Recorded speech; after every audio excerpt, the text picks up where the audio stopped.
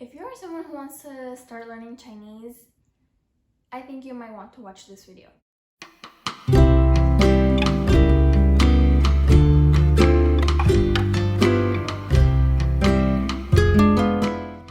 Hey guys, it's Monce and welcome to my YouTube channel. So, as you can see from the title, of course, today I will be sharing with you guys the 3 biggest mistakes that I made when I started learning Mandarin or Chinese. I still can't get it right, I'm so sorry.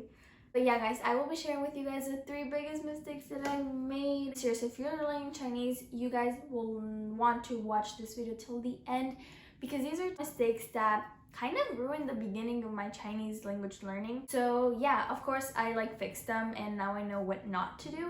But if you want to know what not to do, just keep on watching. Oh, and just a disclaimer guys, I am still learning Mandarin, so these are just my beginner mistakes that I've made. Just wanted to point that out. Okay guys, so where should we start? So the first huge mistake that I made, guys, was I started learning characters right away. And that is a huge mistake because, first of all, how am I supposed to learn characters if, first of all, I don't even know the tones, I don't know the pronunciation, I don't know Pinyin? That is a mistake that I learned a month after I started actually learning Mandarin. So that was kind of disappointing that I found that out a month later. But the good thing is that I did find out, and I just wanted to point out that learning characters right when you start learning Mandarin is the worst thing you could ever do. In order to learn characters, you first need to know how to actually pronounce the characters, because yeah, obviously learning characters is my favorite part of actually learning Mandarin, because it's just, it's something that I'm not used to. It's a way of writing that is completely out of my I wouldn't say comfort zone, but it's something I never do. That was a big mistake. And this actually leads me to the second big mistake that I made, which was not focusing on tones and pinyin. This is also one of the most important and biggest and worst mistakes that I've made, because guys, you need to be able to learn pinyin, you need to learn the tones in order to be able to actually succeed. So when you're starting out Mandarin, the first thing that I would recommend to anyone is to right away focus on memorizing Pinyin. And I'll leave a little picture here of what Pinyin actually looks like. It's just a big chart. So that is the first thing that I recommend memorizing and actually learning fully. Literally you can you have to know it in your sleep. That's kind of dramatic, but you get what I mean. Also, learning the tones is so insanely important. I could literally make an entire video about this, because even though I'm still learning a lot of tones right now, it's just been super helpful. Because guys, if you don't know the tones in Mandarin, this can go in many wrong directions. You may want to say something, but it can be something that you would not want to say. A lot of people mess up on their tones and they end up saying something really strange and weird, or they might end up swearing, and saying bad words, or it's there's a lot of times where people mess up their tones and end up saying the wrong things. And of course, by no means am I saying that I'm perfect at tones. Far from being able to know actually tones properly. But all I'm saying is that tones have really helped me just be able to know how the actual entire word is. So that's all I'm trying to say. Something that you can learn from this mistake is that you need to learn the tones and pinyin first before starting anything else. And if you need help figuring this out and what it actually means, the way I started learning Pinyin was I got a chart. I got this chart that I'm going to show you here somewhere.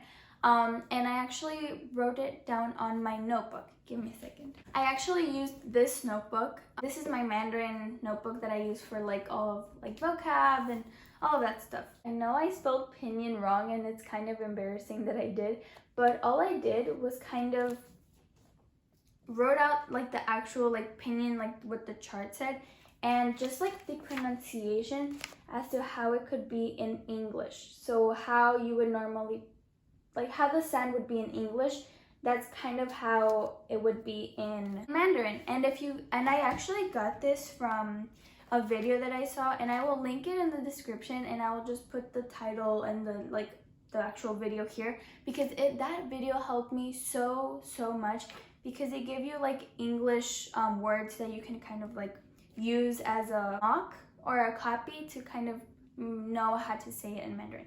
So that was really helpful, and that is kind of how I have been learning Pinyin. Now, how I have been learning tones, there is also this video that I will leave here that really went into like great detail as to how to pronounce the tones, and this is kind of like my little diagram that I made for myself as to how the lady showed it in the video, and it's kind of just like the 4 different tones that are in Mandarin, and kind of here are like I don't know if you could see it, but here are like the English kind of words that you can kind of like follow for the tones. So that, I don't know how to explain it, but the lady in the video knows how to explain it very well, so I completely recommend her video, watching her video for tones. So yeah. And my third and last mistake that I made when learning Mandarin was wanting to learn grammar and sentence structures. Of course, you know, right when you learn a language,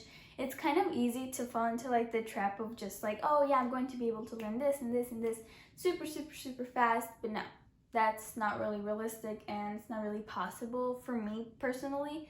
And it's just not really good, because you're just starting out a language. It's like, why would you want to go into grammar right away? It's like, no.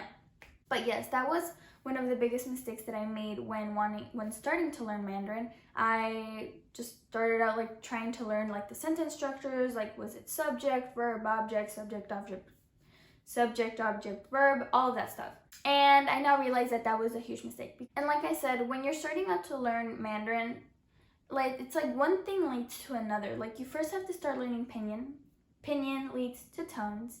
Tones leads to characters, and then characters leads to grammar. So it's kind of just all a huge cycle that you kind of have to go through in order to kind of, you know, progress more in the language. And also, I was watching a lot of videos when I started learning Mandarin about people saying that for Chinese, grammar is one of the easiest things you could possibly learn. And I was like, what? But like the first thing you need to do is obviously know the pinyin and tones, but after that, memorize characters, memorize memorize hundreds of characters, because in that way you're going to be able to kind of move words around and just place them where how the sentence structure is. If that makes any sense. I know I'm kind of like speaking really fast, but yes. Guys, those were my 3 biggest mistakes that I made when I started to learn Mandarin Chinese. And I know there are a couple more, but these were kind of just the 3 main ones that I wanted to touch upon, because if I'd go in more in depth, this video would be very long, and you know, I don't want to take up so much of your time. I just want to make this video informational, educational, and yeah, and fun. Maybe not that fun, but it is going to be informative for you. But yeah, guys, thank you so much for watching this video. If you guys liked it, remember to like and subscribe to my YouTube channel, because that would mean the world to me. Also, guys, don't mind my very energetic self, because it's currently like 8 in the morning, and I'm always very energetic in the morning somehow. I don't even know why I'm talking about this. Okay, but thank you guys so much for watching this video. See you guys in my next video. Bye, guys.